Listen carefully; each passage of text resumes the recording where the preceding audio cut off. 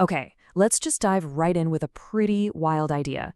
What if I told you that our planet, Earth itself, is developing a mind? And I don't mean that in some metaphorical, new agey way. The sources we're digging into today make the case that it's a real, tangible thing that's happening right now. We're going to explore this emerging planetary intelligence, how AI is pouring gasoline on the fire, and a critical choice that we, all of us, are facing. A choice that will literally define the future. So let's start with that question. Just let it sink in for a second. What if our planet has a mind? We're not talking about a brain made of rock and soil. Imagine a mind made of pure information, a mind woven from the thoughts, ideas, and consciousness of the billions of people on this planet, all linked together by technology. What if all of that is starting to wake up? Well, this idea actually has a name. It's called the noosphere. Think of it like a new layer wrapping around the planet, a living, breathing ecosystem of pure thought. And this isn't just a cool metaphor. The argument here is that this is an active reality, a shared space where our minds and, crucially, artificial intelligences are all interacting, weaving together into a single global intelligence. So, how in the world do we get to a point where we can even talk about this seriously? I mean, this is a huge idea.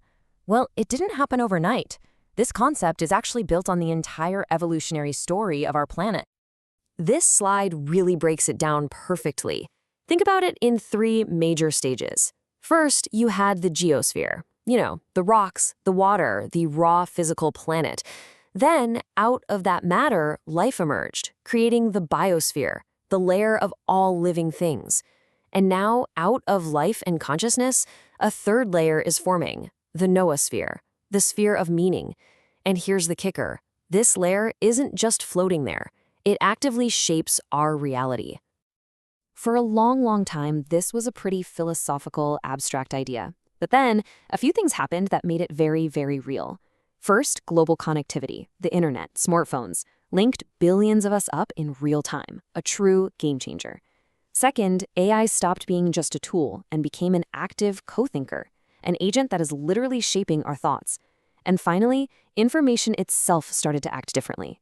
Ideas now behave like living organisms in an ecosystem, fighting for your attention, evolving and spreading. The noosphere is no longer a passive library. It's a dynamic battlefield of influence. Okay, so if this planetary mind is a real, developing thing, what stage is it at? Is it an infant? An adult? Well, the source material gives us a powerful and, honestly, a kind of unsettling analogy. This just hits the nail on the head, doesn't it? Think about adolescence. It's this explosion of raw energy and incredible potential. But it's also chaotic, moody, confused, and really prone to making some terrible, terrible decisions. It has all this new power, but it doesn't have the wisdom or self-control to manage it yet. Does that sound at all familiar? And this right here is the turbulence of that adolescence. We are living this every single day. Misinformation that spreads faster than truth. Digital tribes that pull us into echo chambers. Ideological contagions that infect our conversations. We're all feeling that sense of fragmentation, of cognitive overload. It's exhausting, right? Well, this is the planetary mind struggling with its own growing pains. But here's the thing about adolescence. It doesn't last forever. You have to grow up. And this period is pushing us toward a massive turning point, a fork in the road for our species, with 2 wildly different futures ahead. And these are the 2 paths laid out before us. On the one hand, there's the upward path. This leads to coherence, to an awakening, a planetary mind that develops real collective wisdom, a shared sense of purpose, and aligns all this incredible intelligence with the health of the planet itself. But then there's the downward path. This one leads to fragmentation and chaos, a world where our beliefs are shattered into a million pieces, where algorithms are constantly manipulating us in ways we don't even see, and where our shared sense of reality just collapses. The stakes could not be higher. And right when we're standing at this critical fork in the road, something is happening that's forcing our hand. It's turning this philosophical choice into a very real, very urgent planetary emergency. Because here's the scary part. According to the sources we're looking at, this isn't just a natural process of growth. There is an active, coordinated effort underway to capture and control the very infrastructure of this emerging planetary mind. Now, to really hammer this danger home, the source paints a speculative but chilling picture. It imagines a bombshell investigative report hypothetically published in Fortune magazine in the near future. This fictional article uncovers a secret project called Stargate, a massive alliance between the biggest names in tech to create and control the world's most dominant AI infrastructure. And in this scenario, the scale of this power grab is just staggering. The fictional experts cited in the article claim it violates 135 years of antitrust laws. I mean, that's more than a century of legal guardrails designed specifically to stop this kind of monopoly just being tossed aside. And a quote from a fictional Yale law professor in this scenario just sums it all up. This isn't just a business merger. It's framed as a calculated move to privatize the future of intelligence itself, with the government's blessing, all sold to us as necessary for tech supremacy. And this is the bottom line. This is the core danger. When a tiny handful of companies control the fundamental infrastructure, the chips, the data centers, the cloud, they control the environment where the planetary mind lives and breathes. And that's not innovation. The source argues this is something else entirely. It's enclosure. It's building a fence around the future of human thought and selling tickets. So, faced with a threat this massive, what's the answer? Is it despair? The source argues for something completely different. Not a revolt, but an awakening. Something it calls a noospheric shock.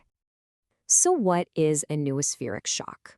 It's that sudden collective light bulb moment.